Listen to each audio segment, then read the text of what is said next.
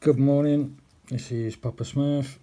This is an Assa Ruco 2 green stripe padlock.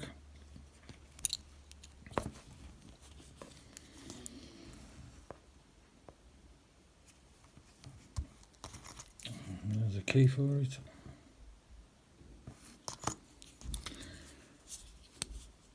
I'm going to attempt, and I do mean attempt, to pick it with a moustache pick. I got this lock during the week off my good friend Kimo, a member of the UK Lock Sport Forum, and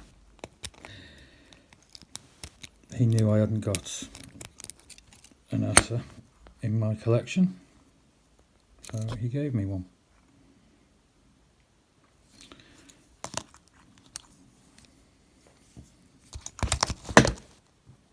And there we are. Open. I have had this lock apart, and there are some gentle Assa pins in here, but they're not the gin bottle spools I was expecting.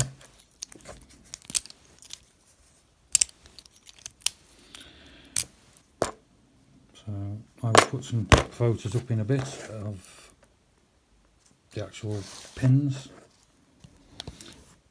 That's Assa Ruco 2 green stripe picked with the moustache pick.